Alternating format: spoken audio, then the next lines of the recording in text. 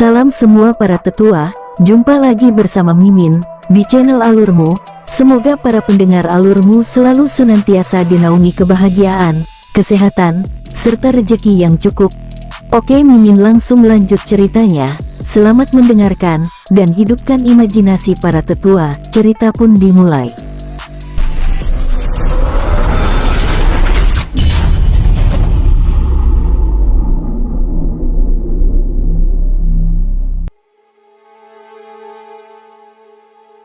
Ning Hao menggelengkan kepalanya. Bukan, tapi jenderal muda yang baru saja Yang Mulia kirim, ucap Ning Hao dengan wajah serius. Qiang Yonggan dan Jian Toutian saling berpandangan dengan kening berkerut. Mereka berdua yakin bahwa tidak ada jenderal lain yang mereka kirim lagi selain kedua jenderal tersebut.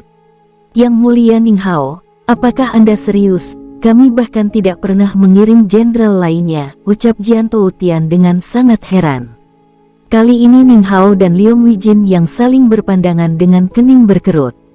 Jenderal Jian Toutian, aku serius.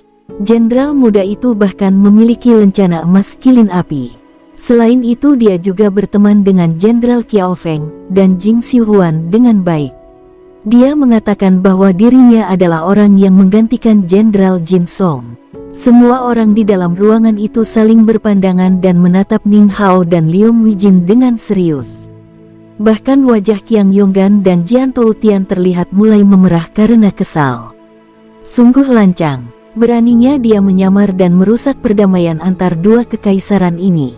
Yang Mulia Ning Hao, apa saja yang telah dia lakukan? Tanya Qiang Yonggan dengan wajah gusar. Ning Hao dan Liong Wijin saling berpandangan. Yang Mulia, biar aku saja, ucap Liong Wijin. Yang Mulia Kaisar Qiang Yonggan, namanya Jenderal Ruo. Apa? Semua orang di dalam ruangan itu begitu terkejut. Saat Jian Toutian ingin berbicara, Qiang Yonggan langsung memberi tanda supaya Liong Wijin tetap melanjutkan ceritanya. Jenderal Liong Wijin, lanjutkan, ucap Qiang Yonggan dengan wajah yang tiba-tiba berubah senang. Baik, jawab Liong Wijin dengan wajah heran lalu mulai bercerita. Yang Mulia, permasalahan itu berawal saat seorang jenderal kekaisaran Dong, yaitu Jenderal Yan Xiaoer, yang tiba-tiba memaksa masuk ke ibu kota kekaisaran. Setelah Yan Xiaoer berhasil ditangkap, kami langsung membawanya ke aula istana untuk melakukan pemeriksaan, tetapi dia tetap diam dan memaksa untuk bertemu dengan jenderal pasukan elit kilin api, sehingga kami memanggil Jenderal Qiao Feng dan Jenderal Jing Xiuhuan. Lalu apa yang terjadi? Tanya Jian Toutian semakin penasaran. Tidak lama kemudian, Jenderal Qiao Feng dan Jenderal Jing Xiuhuan muncul bersama Jenderal Ruo. Jenderal Ruo ini tanpa segan menyerang dan menghajar Jenderal Ding Tiangang, hingga melukainya. Bahkan Jenderal Qiao Feng juga ikut membantu tindakan Jenderal Ruo ini. Mengapa bisa demikian? Tanya Jian Toutian sekali lagi. Itu karena aku yang memaksa Ding Tiangang melakukan kekerasan untuk mengorek informasi dari Yan Xiaoer, ucap Ning Hao menjelaskan. Lalu di mana permasalahannya? Tanya Qiang Yonggan semakin penasaran karena masalah itu terlihat biasa saja. Yang Mulia Qiang Yonggan, sikap dan arogansi mereka berdua menimbulkan kecurigaanku, sehingga aku meminta Jenderal Ning Wei untuk melakukan pengawasan. Naasnya Ning Wei tertangkap basah saat sedang melakukan tugasnya. Lalu apa yang dia lakukan? Dia hanya mengatakan bahwa sikap yang telah kami lakukan merupakan tindakan yang menyakiti perasaan pasukan elit kilin api, lalu dia pergi begitu saja. Aku yang merasa tidak enak dengan hal itu, lalu ingin bertemu dengannya dan membicarakan hal itu secara baik-baik, tetapi Jenderal Ruo mengacuhkanku hingga 2 hari, sehingga aku begitu kesal. Lalu apa yang kalian lakukan selanjutnya? Tanya Qiang Yonggan dengan wajah tidak senang. Aku lalu meminta Jenderal Liongda dan Liongta membawanya ke wilayah terlarang tempat latihan pasukan naga emas dan memberinya pelajaran. Apa? Teriak Qiang Yonggan tiba-tiba berdiri dari tahtanya. Kemarahan yang luar biasa tampak di wajahnya dengan urat berwarna biru yang mulai bermunculan. Selain itu, Wu Zengyi, Jian Taotian dan Jiandi bahkan telah melepaskan aura pembunuhan dari tubuh mereka menatap Ning Hao dan Liong Wijin dengan kilatan kemarahan. Sus, sus. Jian Wusheng, Liu Qiu muncul di tempat itu sambil mengeluarkan pedang mereka dan mengarahkannya pada Ning Hao dan Liong Wijin. Ning Hao dan Liong Wijin yang begitu terkejut, mereka berdua bahkan tidak mampu berkata-kata. Katakan, apalagi yang telah kau lakukan padanya? Teriak Qiang Yonggan yang telah kehilangan sopan santunnya menunjuk Kaisar Ning Hao dengan kasar. Tidak, justru para jenderal kami yang dihajar. Dia bahkan mempermalukan para jenderal dan semua prajurit kami yang ada di tempat itu. Yang mulia, aku adalah saksi hidup yang menyaksikan pertempuran itu, ucap Liong Wijin menjelaskan dengan terbata-bata. Lalu di mana dia sekarang? Tanya Qiang Yonggan sambil menarik aura pembunuhannya. Yang mulia, dia ada di kota Taiyang, jawab Liong Wijin bersuara. Di sisinya, Ning Hao yang terlihat pucat pasi itu bahkan tidak memiliki keberanian untuk menjawab. Reaksi Qiang Yonggan dan beserta para jenderalnya yang begitu emosi saat mendengar mereka menyerang Jenderal Ruo tersebut benar-benar telah membuatnya begitu ketakutan. Mendengar jawaban Liong Wijin yang memastikan keamanan King Ruo, dengan perlahan wajah Qiang Yonggan yang memerah sebelumnya kini mulai terlihat tenang. Bahkan semua orang yang ada di dalam ruangan itu juga menunjukkan wajah yang sama. Perubahan wajah dan sikap yang ditampilkan oleh Qiang Yonggan beserta para jenderalnya itu membuat Ning Hao dan Liong Wijin menjadi semakin penasaran. Yang mulia, aku yakin Jenderal Ruo ini pasti orang yang sangat dilindungi oleh mereka, ucap Liong Wijin berbicara melalui telepati pada Ning Hao yang masih pucat pasi. Aku rasa ada hal yang kalian rahasiakan dari kami. Jenderal Liong Wijin, kami ingin memastikan bagaimana ciri-ciri dan karakter Jenderal Ruo ini ketika berhadapan dengan kalian, ucap Sang Kaisar Qiang Yonggan. Yang mulia Kaisar, dia adalah pemuda tampan yang bijaksana. Dia ramah, sopan, dan sangat tenang. Selain itu, dia sangat kuat. Saat itu dalam pertarungannya melawan Jenderal Liong Ta dan Jenderal Liong Da, dia bahkan tidak menunjukkan kekuatan penuhnya, jawab Liong Wijin dengan jujur. Qiang Yonggan beserta para bawahannya menganggukkan kepala. Mereka meyakini bahwa Jenderal Ruo yang dimaksud oleh Ning Hao dan Liong Wijin itu adalah orang yang sangat mereka kenal dan mereka hormati. Bagaimana akhir dari pertarungan itu?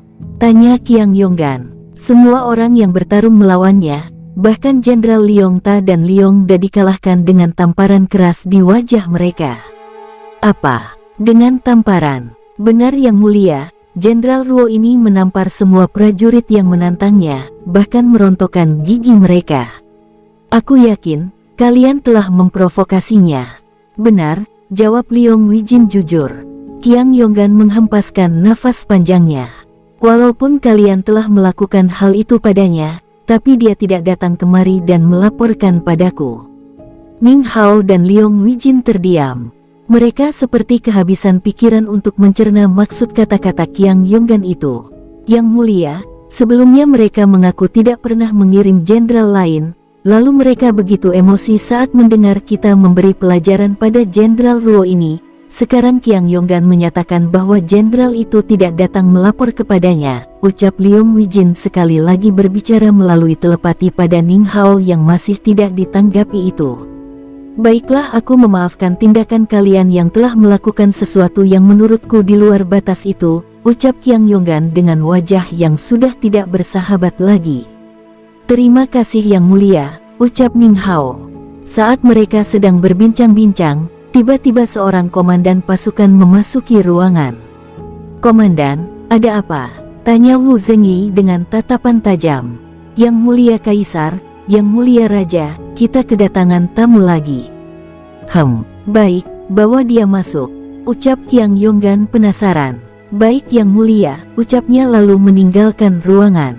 Tidak lama kemudian sang komandan lalu kembali bersama dua orang lainnya.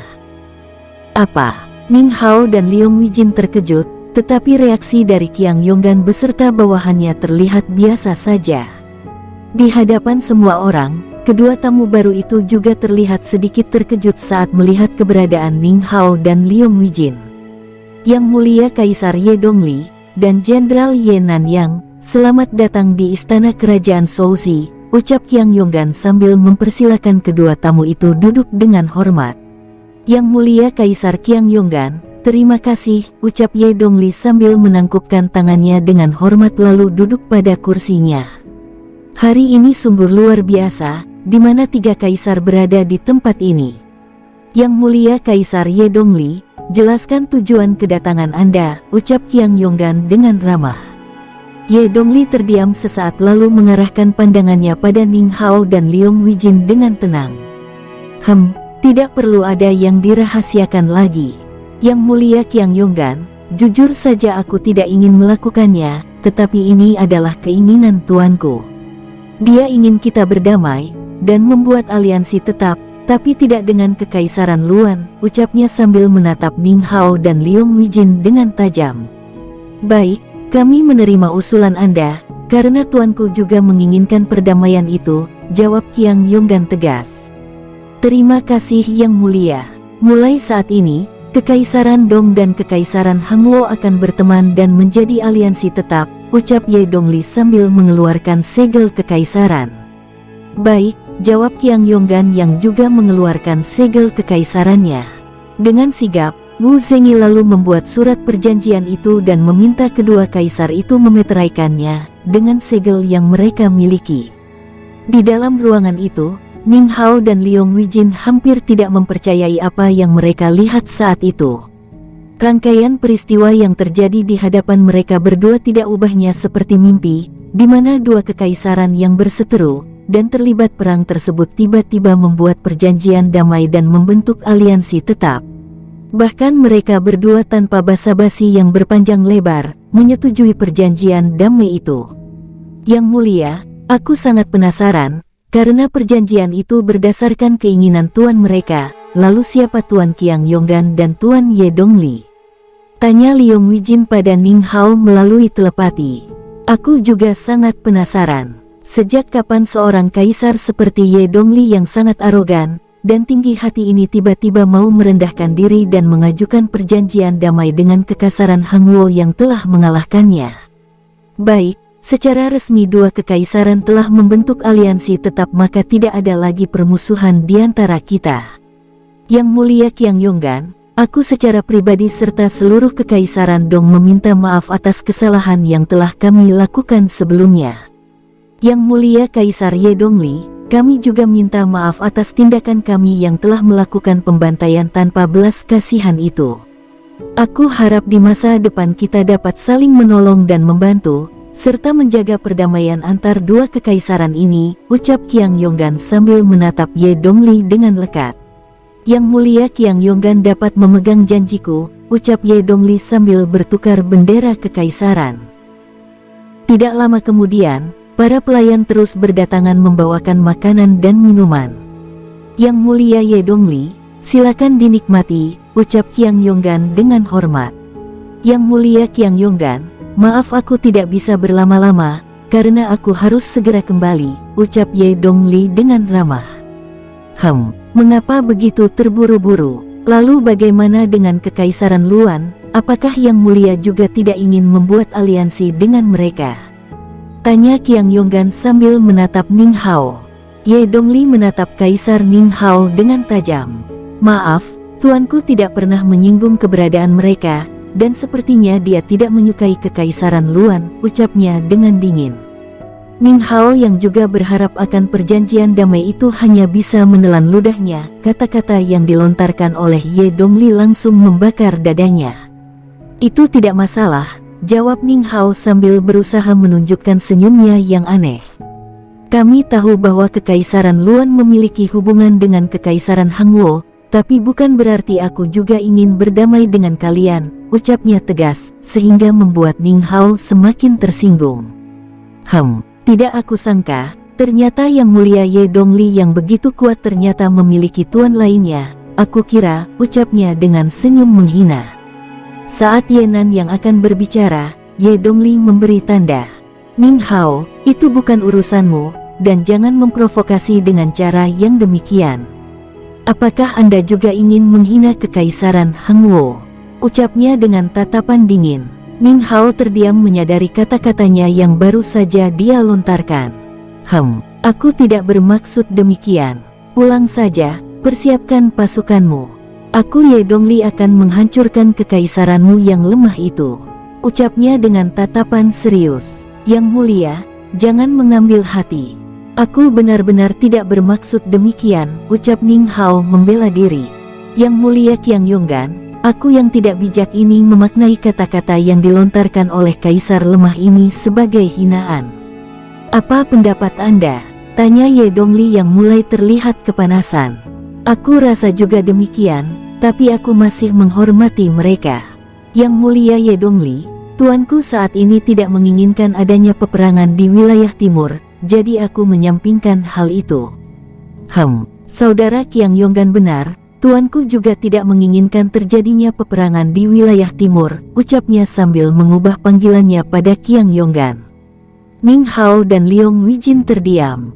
Di balik ketenangan yang mereka tunjukkan, tanpa sadar lutut mereka bergetar dengan detak jantungnya yang berpacu dengan cepat. Saudara Ye Dongli, tuan kita sama-sama menginginkan perdamaian di wilayah timur. Apakah ini kebetulan? Jika aku boleh tahu siapa tuan saudara tersebut? Tanya Qiang Yonggan penasaran. Ye Dongli terdiam sesaat. Ini sebenarnya sangat rahasia, tetapi karena kita telah membentuk persaudaraan, aku akan mengatakannya, tetapi aku juga ingin saudara Qiang Yonggan memberitahuku nama tuan saudara itu, bagaimana? Baik, tapi nama belakangnya saja, bagaimana? Baik, aku setuju. Ruo, ucap mereka bersamaan. Apa? Semua orang di dalam rumah itu terkejut. Bahkan Kaisar Ning Hao dan Jenderal Liong Wijin terduduk lemas di kursinya.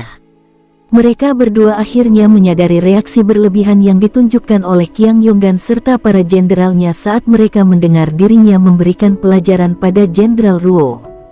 Kali ini, mereka berdua bahkan tidak mampu menunjukkan ketenangan itu lagi.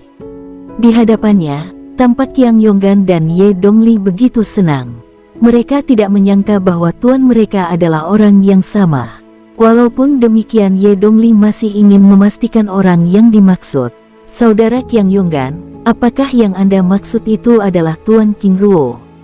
Benar, dia adalah tuan kami, dan guru agung kekaisaran Hangwo, jawab Qiang Yonggan dengan penuh semangat.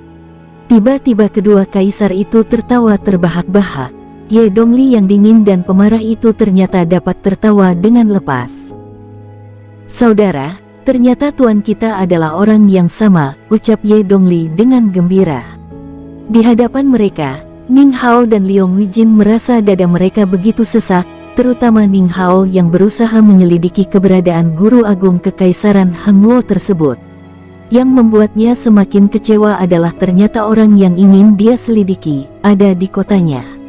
Liong Wijin akhirnya menyadari sesuatu yang aneh pada King Ruo saat itu, terutama pada sikapnya yang tenang, kebijaksanaan, serta kekuatan yang dimilikinya. Saudara Qiang Yonggan, mari bersulang, ucap Ye Dongli sambil mengangkat gelasnya dengan penuh semangat. Mari, ucap Qiang Yonggan sambil mengangkat gelasnya. Ning Hao dan Liong Wijin yang merasa asing di dalam ruangan itu hanya bisa menyaksikan kebersamaan dan keceriaan antar dua kaisar tersebut. Ning Hao begitu kecewa dengan sikap yang ditunjukkan oleh Qiang Yonggan pada Ye Dongli. Walaupun Kekaisaran Luan dan Hangwo telah lama membentuk aliansi, tetapi sikap Qiang Yonggan padanya biasa saja, bahkan terlalu berhati-hati dan membatasi diri. Karena King Ruo ada di kota Taiyang, maka aku harus segera menemuinya, batin Ning Hao sambil berdiri dari kursinya. Yang mulia Qiang Yonggan, yang mulia Ye Dongli, maaf mengganggu kebersamaan kalian. Dengan ini aku mohon undur diri. Silakan Yang Mulia Kaisar berdua melanjutkan pembicaraannya, ucapnya sambil menangkupkan tangannya dengan hormat. Yang Mulia Ning Hao, mengapa begitu terburu-buru? Tanya Qiang Yonggan.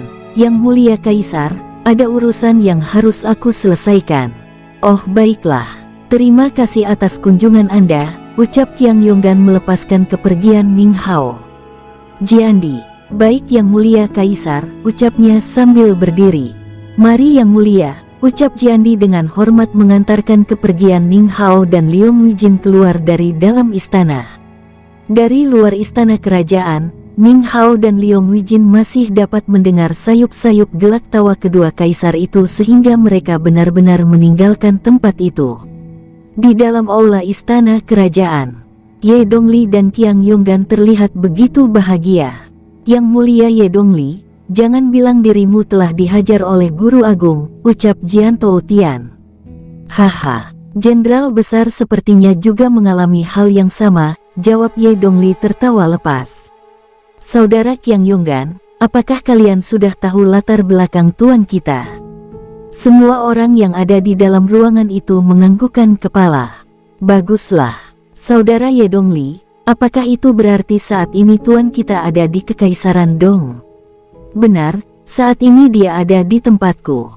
Jika demikian, aku ingin menemuinya, ucap Qiang Yonggan. Aku juga, ucap Wu Zengyi dan Jian Toutian. Jika kalian pergi semua, siapa yang berjaga di tempat ini? Jian Toutian dan Wu Zengyi lalu menatap Liu Qiu dan Jian Wusheng yang tiba-tiba terdiam. Baiklah. Liu Qiu, Jian Wusheng, kalian berdua bertugas berjaga di tempat ini. Kami akan segera pergi menemui Guru Agung, ucap Qiang Yonggan. Baik, jawab kedua jenderal itu dengan wajah lemah. Sebaiknya kita pergi sekarang, aku takut dia sudah pergi, ucap Qiang Yonggan. Baik, jawab Ye Dongli penuh semangat. Untuk mempercepat perjalanan mereka, Qiang Yonggan lalu membawa rombongan itu menuju gerbang teleportasi jarak jauh yang berada di bagian dalam istana kerajaan. Setelah berjalan cukup lama mereka akhirnya tiba di sebuah ruangan rahasia. Saudara, mari, ucap Qiang Yonggan sambil mengaktifkan gerbang teleportasi tersebut. Satu persatu mereka memasuki gerbang teleportasi tersebut dan lenyap di dalamnya. Di tempat lain, Ning Hao dan Liong Wijin telah berada di luar kota Souzi. Tanpa menunda, mereka berdua langsung bergerak terbang meninggalkan kota itu dengan kekuatan puncaknya. Sepanjang jalan, mereka berdua terus memikirkan cara untuk menjadi murid King Ruo. Ning Hao begitu menyesal karena telah bertindak bodoh karena telah menyinggung King Ruo berkali-kali. Apakah ini mungkin? Batinnya sambil terus terbang, berharap untuk dapat segera bertemu dengan King Ruo di kota Taeyang. Di tempat lain, di dalam lorong rahasia kamar Ye Dongli, King Ruo membuka matanya. Tubuh Ye Rong Sun keluar dari dunia jiwa. Matanya yang tajam terus mengerjap sambil menatap ruangan itu dengan heran. Tuan, siapa kamu sebenarnya? Dan di mana kita sekarang? Ucapnya sambil menatap King Ruo penasaran. Aku King Ruo. Saat ini kita berada di dalam ruangan rahasia yang ada di kamar Ye Dongli. Apa? Lalu di mana Komandan Lei Kang? Apakah maksudmu seperti ini? Sambil mengubah tampilannya seperti Komandan Lei Kang.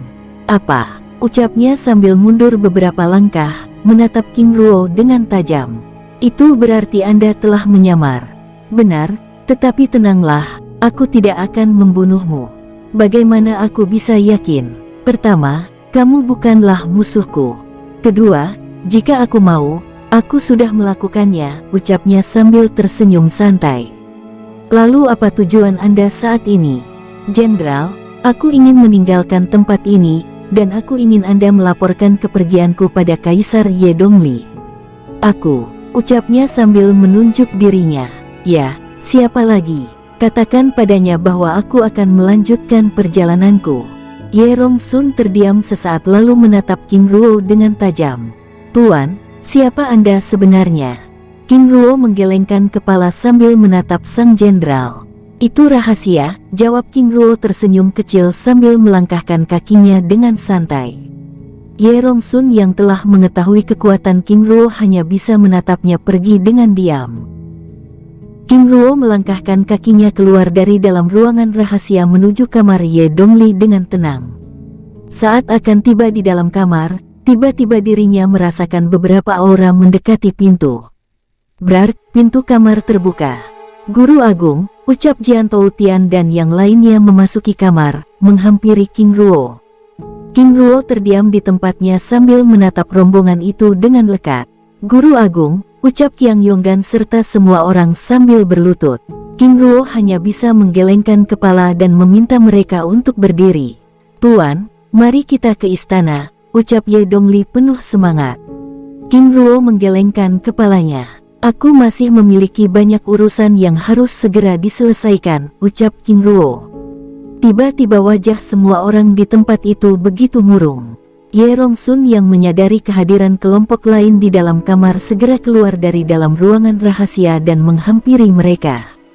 Matanya yang tajam menatap semua orang dan heran, terlebih lagi Ye Dongli dan Qiang Yonggan yang terlihat begitu bersahabat, tetapi yang membuatnya sangat bingung saat ini adalah wajah semua orang yang terlihat murung. Yang mulia, apa yang terjadi? Ucapnya dengan wajah penasaran. Kemarilah, ucap Ye Dongli ramah dan memintanya untuk duduk. Tanpa membantah, Ye Rongsun lalu duduk di sisinya sambil menatap King Ruo yang duduk di depan mereka. Sebenarnya aku telah meninggalkan pesan pada Jenderal Ye Rongsun, ucap King Ruo sambil menatap sang jenderal yang masih terlihat kebingungan. Benar, Tuan King Ruo sudah memberi pesan padaku, tetapi kebetulan sekali Yang Mulia datang tepat waktu. Guru Agung, jika boleh kami tahu, apa itu? Sehingga kami semua yang ada di tempat ini dapat membantu, ucap Jian Toutian dengan wajah sungguh-sungguh. King Ruo menggelengkan kepalanya. Itu rahasia, tetapi aku sangat senang bisa melihat kalian bisa bersama, ucap King Ruo sambil menatap semua orang dengan ramah. Tuan, sebelum Anda pergi apakah ada sesuatu yang ingin Anda sampaikan? Tanya Ye Dongli. King Ruo sekali lagi menganggukkan kepalanya. Kebetulan sekali aku berjumpa dengan kalian. Pertama, aku ingin kalian berdua tetap menjaga perdamaian di wilayah timur ini. Kedua, jangan pernah ada di antara kalian memasuki wilayah makam waktu. Ketiga, rahasiakan keberadaanku. Baik Tuan. Baik Guru Agung, jawab Ye Dongli dan Qiang Yonggan secara bersamaan lalu saling berpandang. Ye Dongli, sepertinya kamu memiliki pertanyaan, ucap King Ruo saat melihat wajah sang kaisar yang terlihat ragu. Benar Tuan, sangat aneh apabila kami berdua memanggil Anda dengan cara yang berbeda, ucapnya sambil menatap ke arah Qiang Yonggan. Aku tidak masalah dengan hal itu. Bagaimana jika kami berdua memanggil Anda dengan penguasa? King Ruo tersenyum kecil. Pertama, aku tidak pernah menganggap diri sebagai tuan kalian, apalagi sebagai Guru Agung. Jika itu kemauan kalian aku juga tidak menolak. Penguasa, kami bersedia, ucap Ye Dongli dan Qiang Yonggan serta semua orang bersamaan sambil berlutut. King Ruo terdiam sesaat lalu menatap semua orang yang ada di hadapannya itu. Memiliki pelayan di wilayah timur bukanlah hal yang buruk, batinnya. Baik, jawab King Ruo. Terima kasih penguasa, ucap mereka bersamaan lalu bersujud sebanyak 3 kali, sebagai pengakuan secara sah. Ye Dongli, apakah ada lagi? Ada penguasa, tapi ini bukan pertanyaan lebih tepatnya pendapat. Jujur aku tidak ingin membentuk aliansi dengan Kekaisaran Luan, ucapnya dengan wajah serius. King Ruo tersenyum kecil. Apakah kamu telah berjumpa dengan Ning Hao? Ye Dongli menganggukkan kepalanya. Benar penguasa, aku benar-benar tidak menyukainya. Aku tahu kamu tidak menyukainya, tetapi jangan membuat kekacauan hanya karena kamu tidak suka padanya. Aku mengerti penguasa. Bagus, apakah ada lagi? Penguasa, aku tahu bahwa kami harus melaksanakan perintahmu tanpa syarat, tetapi kami juga ingin tahu alasannya. Mengapa kami tidak boleh pergi ke wilayah makam waktu? King Ruo terdiam sesaat. Pernyataan Ye Dongli memang benar, gumamnya dalam hati sambil menatap semua orang di dalam ruangan itu dengan ramah. Baik, wilayah makam waktu adalah wilayah relik suci. Di tempat itu tinggal beberapa klan kuno yang sangat kuat, bahkan beberapa di antara mereka memiliki kekuatan di tingkat Raja Dewa, dan mereka tidak menginginkan adanya kelompok manusia lainnya tinggal di tempat itu, sehingga siapa saja yang masuk ini tidak akan bisa kembali. Semua orang yang ada di dalam ruangan itu begitu terkejut, dan saling berpandangan. Penguasa, kami mengerti, ucap semua orang. Mereka yakin King Ruo dapat meninggalkan tempat itu karena dia adalah dewa. Bagus, aku harap kalian mengindahkan kata-kataku. King Ruo lalu mengeluarkan 2 bilah pedang Sue Luo. Sus, kekuatan darah emas Dewa Luo memasuki tubuh Qiang Yonggan dan Ye Dongli. Serap, ucap King Ruo. Setelah kedua kaisar itu selesai menyerap kekuatan darahnya, King Ruo lalu memberikan mereka masing-masing 1 bilah pedang Sue Luo. Dengan menerima pedang ini, kalian berdua telah sah menjadi pelayanku. Di Gunung Dasan yang merupakan wilayah kerajaan kecil Tuding, ada klan Chen, yang merupakan klan dewa jatuh dengan Patriark Chen Ming. Jika kalian benar-benar terdesak dan memerlukan bantuan, kalian dapat memanggil mereka. Caranya, tunjukkan pedang ini, maka mereka akan mengetahui bahwa kalian adalah orang-orangku, ucap King Ruo. Baik penguasa, jawab kedua kaisar itu bersamaan. Penguasa, nama pedang ini? Tanya Qiang Yonggan. Ini adalah pedang Sue Luo, dan hanya mereka yang menyerap kekuatan darahku yang dapat menyentuhnya. Jika kalian melihat ada orang lain yang memiliki pedang ini, itu berarti mereka adalah saudara kalian. Baik penguasa, kami mengerti, jawab Qiang Yonggan dan Ye Dongli dengan penuh semangat. Baik, jika tidak ada yang dibicarakan lagi, maka aku akan pergi. Tetapi sebelum itu aku ingin menegaskan pada kalian semua bahwa Jenderal Jian Tian adalah orangku yang pertama, dan kalian tahu maksudku. Kami mengerti penguasa, jawab mereka semua. King Ruo lalu menembakkan setetes darah emas pada Jian Tian dan memberikannya sebilah pedang Sue Luo. Jenderal, kamu adalah yang paling bijaksana di antara mereka berdua. Awasi mereka untukku, ucap King Ruo berbicara melalui telepati. Selain memberikan pedang Sue Luo pada Jian Tian, King Ruo juga memberikan cincin penyimpanan pada mereka semua yang ada di tempat itu. Jian Tian, jika kamu ingin mencariku, kamu tahu keberadaanku. Di dalam cincin penyimpananmu, ada lencana giok hijau Sekte Gunung Emas.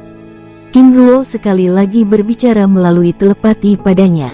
Baik penguasa, jawabnya dengan hormat. Baik, aku pergi. Mereka semua lalu keluar dari dalam kamar untuk mengantar King Ruo. Qiang Yonggan, Ye Dongli, ingat pesanku. Tiba-tiba lenyap dari pandangan semua orang. Qiang Yonggan dan Ye Dongli yang bahkan belum sempat menjawab begitu terkejut saat merasakan aura King Ruo benar-benar telah hilang dari tempat itu. Ye Dongli dan semua orang begitu bahagia. Di antara semua orang yang ada, mereka bertigalah yang begitu merasakan kekuatan yang luar biasa. Darah emas yang telah mereka terima sebelumnya benar-benar membuat tubuh mereka begitu berbeda. Baik, mari kita menikmati kebersamaan ini, ucap Ye Dongli yang bahkan sampai lupa dengan situasi yang sedang dihadapinya sambil membawa rombongan tersebut ke taman belakang istana. Di hutan lebat di wilayah barat kota Dong, seekor kilin dengan tubuh yang diselimuti oleh api hitam duduk dengan santai. Matanya yang tajam terus mengawasi kawasan hutan itu dengan seksama. Tidak lama kemudian, tiba-tiba dirinya merasakan kehadiran aura yang sangat kuat mendekatinya. Seorang pria tampan dengan tatapan tenang muncul di hadapannya. Penguasa, bagaimana urusannya? Semuanya sudah selesai. Jadi kita bisa kembali pulang, ucapnya lalu naik ke atas panggung hewan langit tersebut. Baik, ucapnya sambil terbang ke langit dengan perlahan. Penguasa, kemana tujuan kita sekarang? Pergi ke wilayah barat kota Tai Ayam, jawab King Ruo. Baik, tubuhnya melesat dengan kecepatan tinggi menuju wilayah barat. Huo Mingzi yang ditugaskan oleh King Ruo untuk mengawasi Ye Dongli sebelumnya benar-benar telah melakukan tugasnya. Walaupun saat itu Ye Dongli menggunakan gerbang teleportasi untuk pergi ke kerajaan Souzi, tetapi dirinya dengan kecepatan yang sangat luar biasa, dapat tiba di kota itu dengan tepat waktu, dan mengetahui pertemuan yang dilakukan oleh Ye Dongli dan Qiang Yonggan. Dalam perjalanan, penguasa, apakah aku perlu melaporkan tugasku? Ucapnya sambil terkekeh. King Ruo hanya tersenyum kecil. Tidak perlu, aku hanya ingin tahu, apa yang kamu lakukan setelah meninggalkan kerajaan Souzi. Penguasa, Saat itu ketika kedua kaisar telah mengikat perjanjian damai, aku masih menguping pembicaraan mereka. Oh ya, apa yang mereka bicarakan? Mereka berdua mengikat janji untuk menjadi saudara. Haha, itu bagus, ucap King Ruo senang. Setelah mereka berdua mengikat janji persaudaraan, aku lalu bergerak ke wilayah perbatasan Kekaisaran Meng, dan sesekali memunculkan diri di sana. Mingzi, kamu luar biasa. Dengan kehadiranmu di tempat itu, aku yakin orang-orang dari Kekaisaran Meng tahu bahwa Kekaisaran Dong dan Kekaisaran Hanguo telah membentuk aliansi. Lalu apa yang kamu lihat di sana? Sepertinya orang-orang dari Kekaisaran Meng mempercayai isu yang telah disebarkan oleh pasukan Matahari Timur sebelumnya. Semoga saja demikian, ucap King Ruo senang. Mereka berdua terus berbincang-bincang dengan santai. Tiba-tiba King Ruo merasakan aura yang begitu kuat bergerak mendekati mereka. Aura dari orang-orang klan Si, batinnya. Mingzi, gunakan kekuatan puncakmu. Aku tidak ingin berurusan dengan mereka, ucap King Ruo memberi perintah. Apakah karena aku telah menggunakan teknik pengendalian waktu beberapa waktu yang lalu?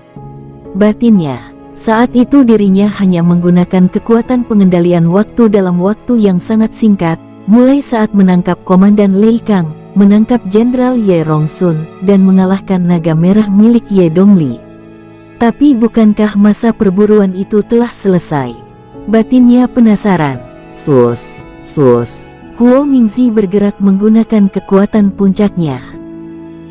Kota Tai Ayam. 1 hari kemudian, Ning Hao dan Liong Wijin tiba di kota itu dengan kondisi yang sangat kelelahan. Mereka berdua telah menggunakan kekuatan puncaknya dan memaksa diri untuk segera tiba di kota itu secepat mungkin. Tanpa menunda, mereka berdua lalu menuju istana tempat pasukan kilin api ditempatkan. Yang mulia Kaisar, ada apa? Tanya Qiao Feng dan Jing Xiuhuan penasaran saat melihat sang kaisar memasuki tempat itu dengan tergesa-gesa. Jenderal, kalian berdua telah menipuku. Di mana Guru Agung King Ruo? Qiao Feng dan Jing Xiuhuan begitu terkejut dan saling berpandangan. Yang mulia Kaisar, itu adalah perintah dan rahasia. Baik, aku tahu itu. Lalu di mana dia sekarang? Qiao Feng dan Jing Xiuhuan menggelengkan kepala. Yang mulia, Guru Agung sudah lama pergi. Kami berdua bahkan tidak tahu kapan mereka meninggalkan tempat ini, jawabnya dengan wajah serius. Ning Hao dan Liong Wijin tiba-tiba terduduk lemas. Yang mulia, ada apa? Tanya Jing Xiuhuan penasaran. Ning Hao masih terdiam tanpa menanggapi pertanyaan tersebut. Kami berdua baru saja kembali dari Kekaisaran Hanguo, dan kami baru mengetahui bahwa Jenderal Ruo itu adalah Guru Agung King Ruo, jawab Liong Wijin dengan wajah kelelahan. Qiao Feng dan Jing Xiuhuan hanya bisa terdiam. Baiklah, aku pergi, ucap Ning Hao dengan wajah kecewa dan lemas. Desa kecil wilayah barat kota Tai Ayam. King Ling dan Si Mei Lu duduk dengan tenang di sebuah kedai sederhana di tempat itu. Kehadiran dua wanita bercadar itu membuat tempat itu menjadi ramai, bahkan membuat sang pemilik kedai begitu senang. Para tamu yang datang juga bersikap sopan, sehingga membuat King Ling dan Si Mei Lu merasa senang. Saudara, ada kabar angin, katanya Kekaisaran Meng telah menarik pasukannya. Ah, bagaimana bisa? Menurut kabar angin, itu karena Kekaisaran Dong dan Kekaisaran Hanguo telah membentuk aliansi. Ah, itu sangat tidak masuk akal. Bagaimana mereka bisa tiba-tiba berdamai? Kita semua tahu bahwa kedua kekaisaran itu telah terlibat peperangan. Semoga saja ini benar, ucap Si Mei Lu bersuara.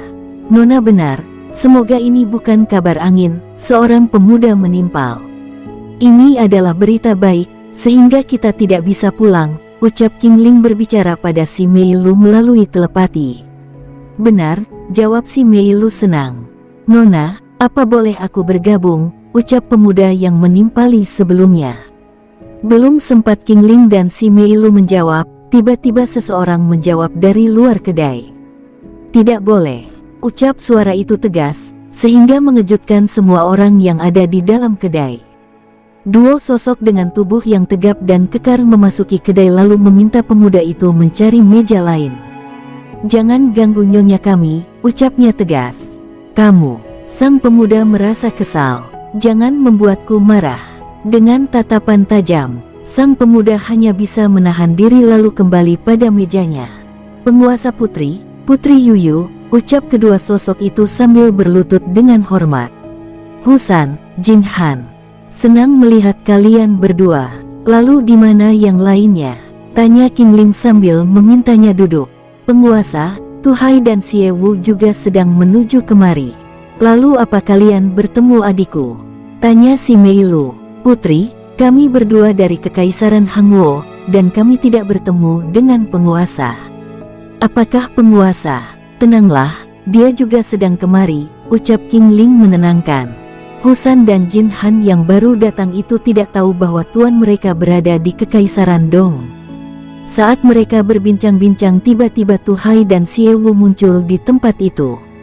"Penguasa putri, Putri Yuyu," ucapnya sambil berlutut dengan hormat.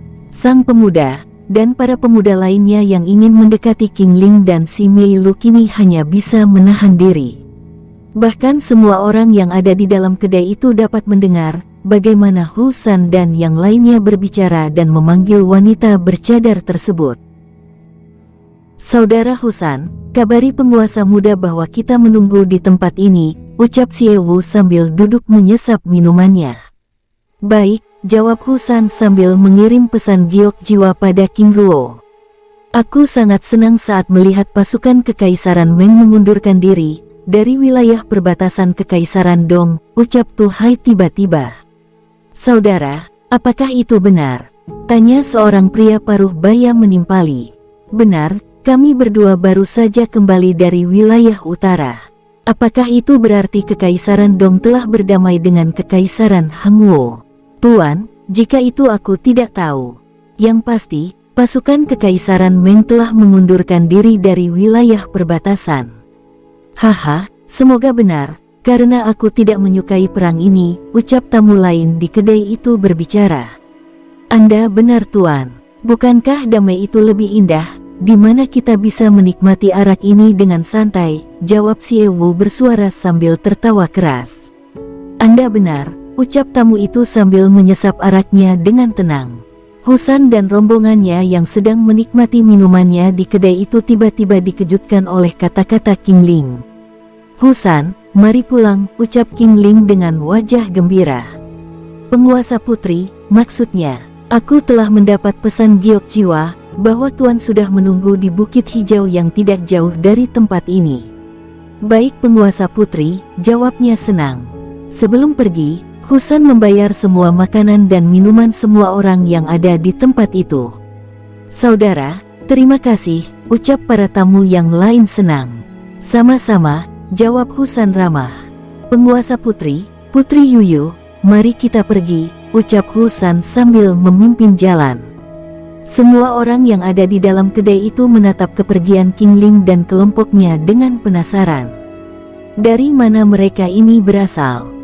Aku juga tidak tahu. Yang pasti mereka adalah kelompok yang memiliki latar belakang yang sangat kuat.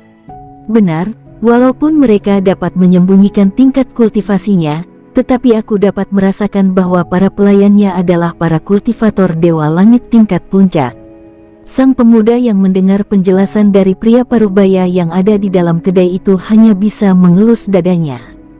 "Hampir aku celaka," batinnya. Mimin geser ceritanya. "Tetua alurmu." Di atas Bukit Hijau, King Ruo duduk ditemani Huo Mingzi dan Huo Soudao berbincang-bincang santai. "Penguasa, apakah kali ini kita akan langsung menuju jantung benua teratai biru?"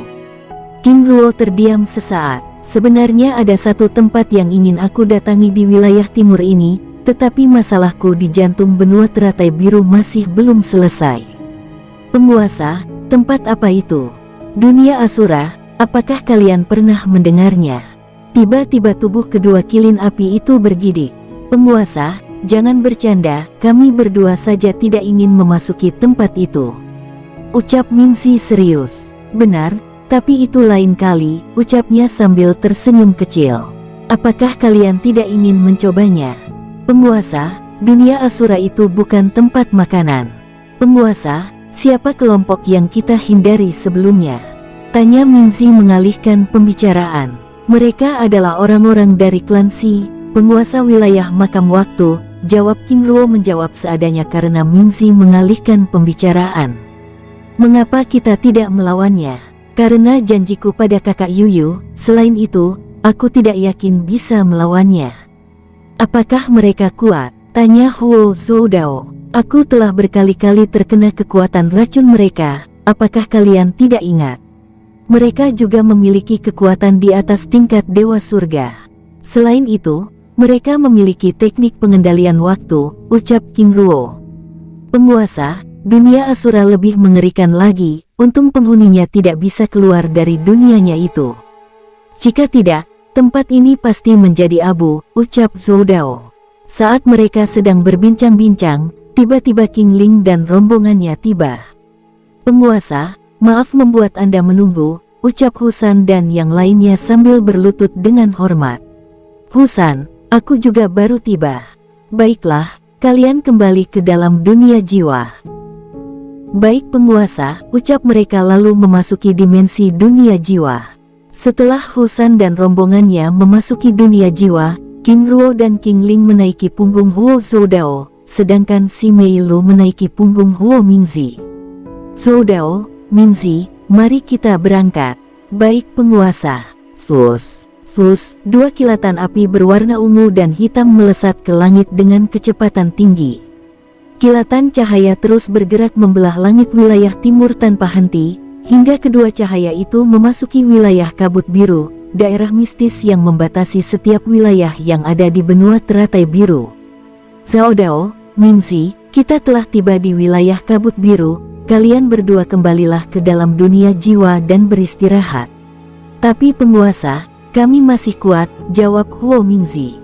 Aku tahu kalian adalah hewan langit dengan tingkat kultivasi Dewa Surga, tetapi melewati kabut biru ini kalian bisa terluka, terlebih lagi kalian telah menggunakan kekuatan kalian cukup lama.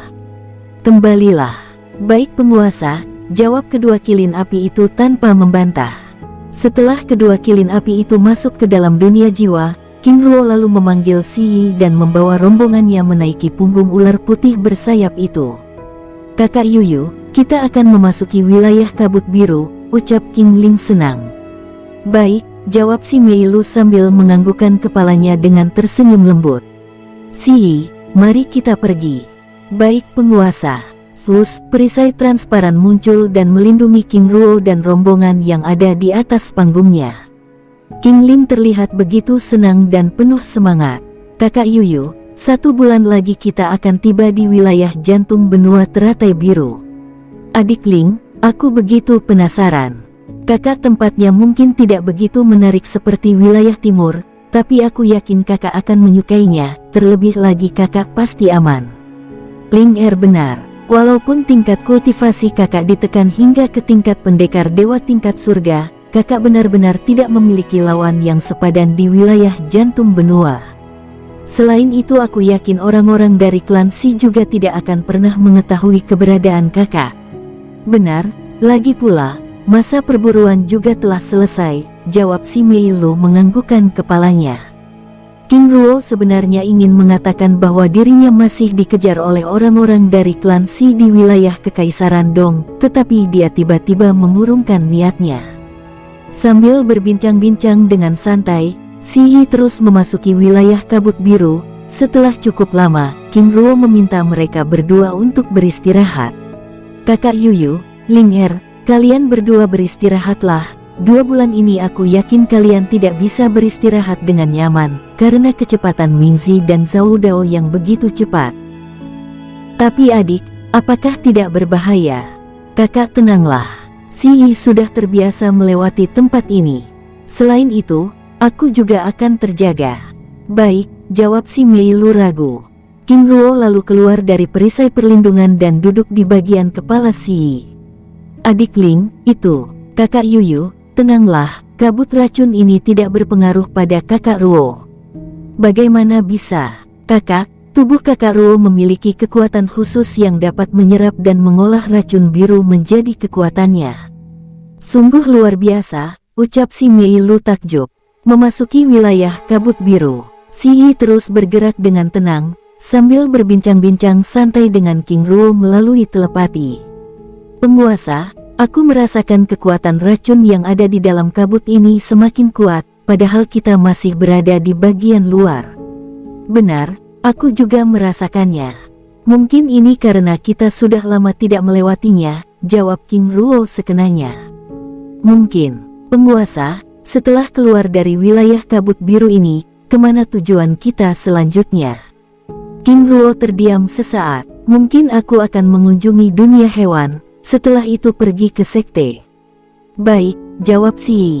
Saat mereka terus berbincang-bincang, tiba-tiba King Ruo melihat cahaya biru keemasan melesat, melintas di hadapannya. Penguasa, apa itu? Tanya Si Yi terkejut. Aura ini, ucap King Ruo membatin. Si Yi, aku tidak yakin, tapi aku akan memeriksanya. Terus bergerak, aku akan menyusul. Baik penguasa, ucapnya tanpa membantah. Sus. King Ruo meninggalkan Si Yi, mengejar benda asing yang baru saja melintas di hadapan mereka.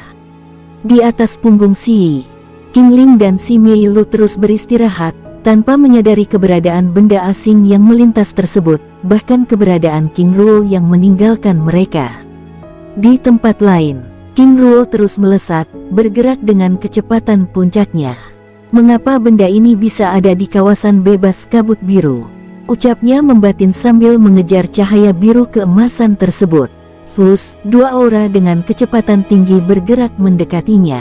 Mereka wakil pemimpin utara Dun Tan Ying, dan wakil pemimpin wilayah tengah Wu Tu Sang, ucapnya membatin sambil memperlambat gerakannya. Jenderal Pilar Barat, kebetulan sekali. Bantu kami mengejar serpihan kelopak bunga teratai biru. Wakil pemimpin utara, wakil pemimpin tengah, apa yang terjadi? Tanya King Ruo penasaran. Jenderal King Ruo, saat ini sedang terjadi siklus poros langit. Serpihan kelopak bunga teratai biru yang tertidur di poros langit benua keluar dan berevolusi. Wakil pemimpin, aku semakin tidak paham, ucapnya sambil terus bergerak. Bunga teratai biru adalah relik suci yang berada di antara poros langit dan bumi. Ketika siklus poros terjadi, bunga tersebut akan tersentuh dan serpihan kelopaknya akan keluar. Jenderal, serpihan kelopak ini adalah benda bebas dan tidak terikat. Untuk bisa memilikinya, kita harus menangkapnya. Saat ini aku juga sudah memanggil wakil pemimpin lainnya, bahkan pemimpin utama Hua Dijiu. Dun Tan Ying menjelaskan sambil terus bergerak. Baik, aku mengerti, ucap King Ruo sambil terus bergerak mengejar serpihan kelopak bunga teratai biru. Sus. King Ruo melesat dengan kecepatan penuh meninggalkan kedua wakil pemimpin yang ada di sisinya. Apa? Kedua wakil pemimpin pelindung benua teratai biru itu terkejut. Saudara Wu Tu Sang, apakah kekuatan kita telah menurun? Aku rasa tidak. Menurutku itu karena Jenderal Pilar Barat itu benar-benar kuat, jawab Wu Tu San sambil mengerahkan kekuatan puncaknya. Benar, kekuatannya kini bahkan berada di puncak ranah Dewa Langit, ucap Dun Tan Ying sambil terus terbang. Di depan mereka, King Ruo terus bergerak dengan kecepatan tinggi meninggalkan kedua wakil pemimpin itu hingga sejauh 1 kilometer. Kini saatnya, ucap King Ruo melepaskan jurus pengendalian waktu untuk mengurung kelopak bunga teratai biru tersebut. Duar, ledakan dahsyat bergema dengan terlemparnya King Ruo hingga beberapa meter. Apa? King Ruo terkejut. Dia tidak menyangka bahwa serangannya dapat dimentahkan oleh serpihan kelopak bunga selebar telapak tangan anak kecil tersebut. Sus. Wu Tu Sang dan Dun Tan Ying menghampiri King Ruo. Jenderal Ruo, apa yang terjadi? Aku berusaha mengurungnya, tetapi serpihan kelopak bunga teratai biru itu balik menyerang. Maaf lupa memberitahu. Jenderal Ruo, gunakan kekuatan ilahi yang pernah Anda serap dari serpihan kelopak bunga teratai biru lainnya. Oh baik, jawab King Ruo lalu bergerak dengan kecepatan puncaknya sekali lagi meninggalkan kedua wakil pemimpin tersebut. Di tempat lain, Si Yi terus bergerak dengan kecepatan tinggi memasuki wilayah terdalam kabut biru. Si Yi, kemana kakak Ruo? Tanya King Ling tiba-tiba menyadari ketidakhadiran King Ruo. Penguasa putri, dia sedang ada sedikit urusan, sebentar lagi akan kembali. Oh, baik, jawabnya berusaha untuk tetap tenang. Saat mereka terus bergerak, tiba-tiba rombongan itu melihat satu pasukan melesat dari arah utara dengan kecepatan tinggi. Adik Ling, itu. Si Mei Lu begitu terkejut saat melihat satu pasukan kecil melintas di depan mereka. Kakak Yuyu, aku juga tidak tahu. Menurut legenda itu mungkin saja pasukan pelindung benua teratai biru. Semoga pasukan itu tidak membuat masalah dengan kita, ucap King Ling sambil meningkatkan kewaspadaannya. Adik Ling, apa ini tidak berbahaya? Kakak, aku juga tidak tahu. Semoga saja kehadiran kita tidak mengusik perhatian mereka, ucap King Ling sambil meminta Si Yi untuk bergerak lebih cepat. Adik Ling, bagaimana dengan adikku? Tanya si Mei Lu dengan wajah cemas hendak keluar dari perisai perlindungan. Putri, jangan keluar. Kita tidak boleh terpisah. Penguasa sudah memintaku untuk membawa kalian menjauh, ucap Si Yi memperingatkan sambil meningkatkan kecepatannya. Tapi, ucap si Mei Lu ragu. Mimin geser ceritanya. Di tempat lain, di dalam kabut biru yang pekat, King Ruo beserta wakil pemimpin Dun Tanying dan Wu Tu Sang terus mengejar serpihan kelopak bunga teratai biru yang terus saja bergerak. Jarak King Ruo dan kedua wakil pemimpin itu terpisah hingga 1 kilometer yang semakin lama semakin menjauh. Sus, Hua Dijiu muncul dan mendekati mereka. Pemimpin utama, kami hampir kehilangan jejak, ucap Wu Tu Sang sambil terus bergerak. Lalu siapa yang ada di depan? Tanyanya sambil melihat kilatan cahaya kemasan yang terus bergerak di depan mereka. Itu Jenderal Pilar Barat, King Ruo. Kami secara tidak sengaja bertemu dengannya di area wilayah terlarang, dan aku langsung meminta bantuannya. Bagus, minta dia untuk terus mengejarnya. Jangan sampai menyentuhnya, karena serpihan kelopak bunga teratai biru ini masih begitu kuat. Aku telah mengirim pasukan lainnya untuk menebarkan jaring mantra formasi di berbagai tempat, ucapnya lalu meninggalkan kedua wakil pemimpin itu. Baik, jawab kedua wakil pemimpin itu bersamaan. Wu Tu Sang dan Dun Tanying terlihat kebingungan, karena mereka berdua saja hampir tidak mampu mengejar King Ruo.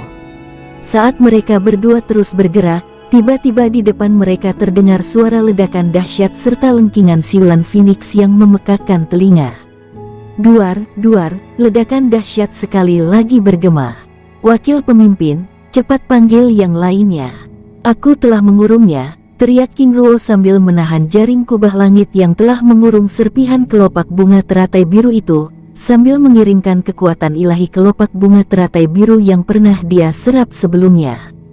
Jaring emas raksasa dengan balutan petir berwarna hitam keemasan yang berderak-derak itu terus bergetar terkena hantaman kelopak bunga teratai biru yang terus melawan.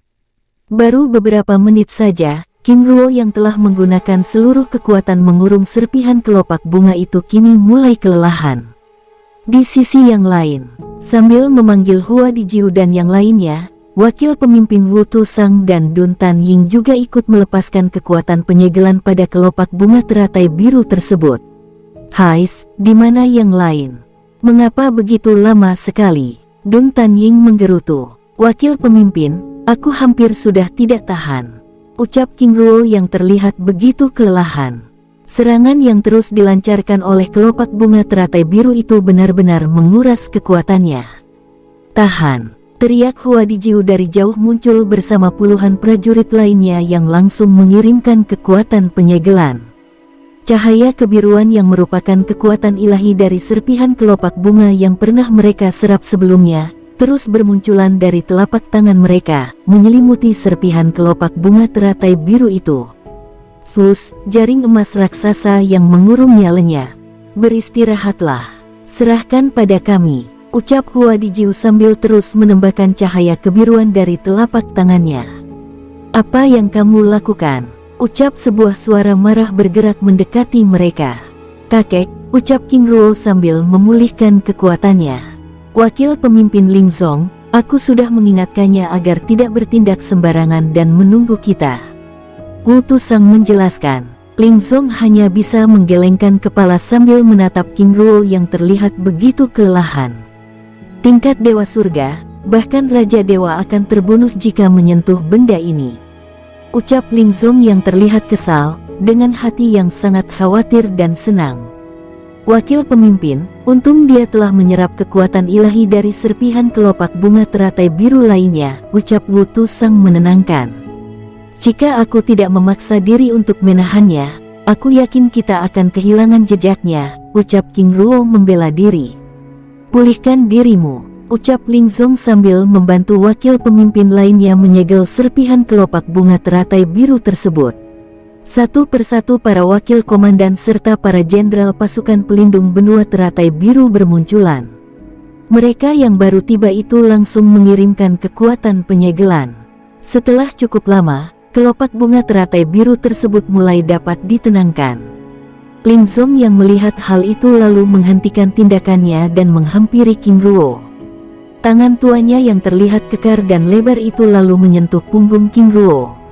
Kakek, aku baik-baik saja, ucap King Ruo. Jangan banyak bicara, balas sang kakek tegas sambil mengirimkan kekuatannya. King Ruo hanya bisa menganggukkan kepala dan menyerap kekuatan yang diberikan oleh Ling Zong. Mereka berdua terdiam, sambil menahan rasa kerinduan di dalam hatinya masing-masing. Kakek, maaf membuatmu sedih. Saat itu aku mengacau dan pergi begitu saja, suara King Ruo bergema di kepala Ling Zong. Anak nakal, jangan banyak bicara. Pulihkan dirimu dulu. Baik kakek, jawab King Ruo. Tanpa kamu minta maaf, aku juga telah memaafkanmu. Bahkan yang harusnya minta maaf itu adalah kakek, ucap Ling Zong membatin dengan perasaan sedih dan bahagia. Ling Zong begitu bahagia saat dirinya bisa menyentuh tubuh cucunya yang sangat dia rindukan itu. Dia benar-benar tidak pernah menyangka bahwa akan bertemu dengannya di wilayah Kabut Biru.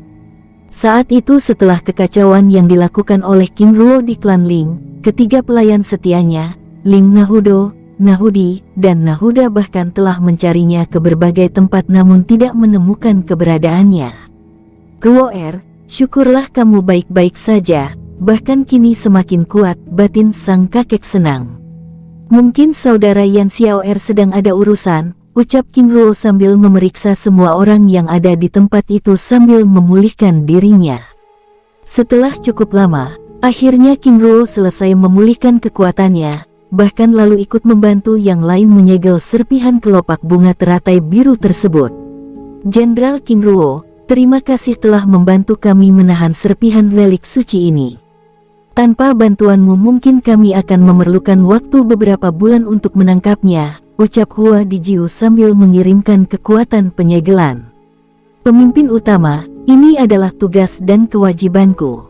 Bukan itu masalahnya, jika kita terlambat, maka serpihan kelopak bunga teratai biru ini akan kembali lagi ke tempatnya, dan kita tidak akan pernah mendapatkannya. Lagi pula, kita juga tidak tahu kekuatan lain yang juga menginginkan benda ini. Hua Dijiu menjelaskan, bagaimana dengan siklus poros langit ini? Apakah kekuatan lain juga akan muncul dan memasuki benua teratai biru? Tanya King Ruo penasaran. Kita berharap saja, semoga tidak ada kekuatan lain memasuki tempat-tempat ini, ucap Ling Zong menimpali. 5 jam kemudian, serpihan kelopak bunga teratai biru itu akhirnya dapat disegel. Semuanya, mari kita kembali ke istana gerbang timur, ucap Hua Dijiu sambil membawa serpihan kelopak bunga teratai biru tersebut. Pemimpin utama, serta para wakil pemimpin lainnya. Mohon maaf aku tidak dapat ikut bersama kalian, karena ada urusan yang harus tidak bisa aku tinggalkan sekarang. Hua Dijiu dan yang lainnya tiba-tiba terdiam menatap King Ruo dengan wajah serius. Jenderal King Ruo, Anda adalah orang pertama yang menangkap benda ini. Secara tradisi, mereka yang pertamalah yang harus menyerap kekuatan pertamanya, setelah itu baru boleh yang lain. Wakil pemimpin apakah ini boleh diwakilkan? Hua Dijiu dan yang lainnya menggelengkan kepala. Serpihan kelopak bunga teratai biru mengenali orang yang pertama kali menyentuhnya, dan orang itulah yang harus pertama kali menyerap kekuatannya. King Ruo terdiam sesaat sambil memikirkan King Ling dan si Mei Lu yang telah dia tinggalkan begitu lama. Apakah itu harus di istana gerbang timur? Ruo apakah ada urusan yang benar-benar tidak dapat ditinggalkan? Kakek, istriku, dan kakak Yuyu saat ini sedang berada di wilayah kabut biru, dan aku sudah meninggalkan mereka cukup lama. Aku takut mereka bertemu masalah. Ling Zong dan Hua Dijiu serta semua orang terdiam. Walaupun ini sangat berisiko, tetapi mari kita lakukan. Sekarang, ucap Hua Dijiu. Hua Dijiu beserta para wakil pemimpin lainnya lalu membuat segel tangan bersamaan. Sebuah rangkaian bunga teratai biru muncul dan menutup serpihan kelopak bunga teratai biru tersebut lalu menyatu dan membentuk bunga kristal biru. Jenderal King Ruo, sekarang, ucap Hua Dijiu meminta King Ruo menyentuh sambil menyerap kekuatan dari serpihan kelopak bunga teratai biru tersebut dengan tangannya. Dengan sedikit ragu, King Ruo lalu mendekati bola kristal tersebut. Tangannya yang telah dialiri dengan kekuatan ilahi bunga teratai biru itu dapat menembus kristal biru transparan itu dan menyentuh serpihan kelopak bunga. Kelopak bunga teratai biru itu bergetar lembut. Kilatan kebiruan keluar dari kelopak bunga itu mengenai kening King Ruo, hingga memunculkan bunga teratai biru kecil yang terus bersinar, namun hal itu tidak disadari oleh King Ruo. Apa? Ucap semua orang terkejut dan saling berpandangan. Dengan perlahan King Ruo menarik tangannya dan menatap semua orang dengan heran. Pemimpin utama, apakah sudah selesai? Ucap King Ruo. Sudah, jawab Hua Dijiu gelagapan. Baik, jika demikian, aku pergi, ucap King Ruo sambil memberikan hormat pada semua orang, lalu meninggalkan tempat itu. Setelah King Ruo pergi, Hua Dijiu dan wakil pemimpin lainnya menatap ke arah Ling Zong. Wakil pemimpin Ling Zong, setelah upacara penyerapan dari para wakil pemimpin selesai, aku ingin Anda segera mencari dan menemuinya. Dengan senang hati, ucap Ling Zong senang. Jika demikian, mari kita pergi ke istana gerbang timur. Baik pemimpin utama, ucap semua orang dengan penuh semangat. Bersambung, sampai ketemu di episode selanjutnya. Semoga kalian semua selalu terhibur, dan terima kasih.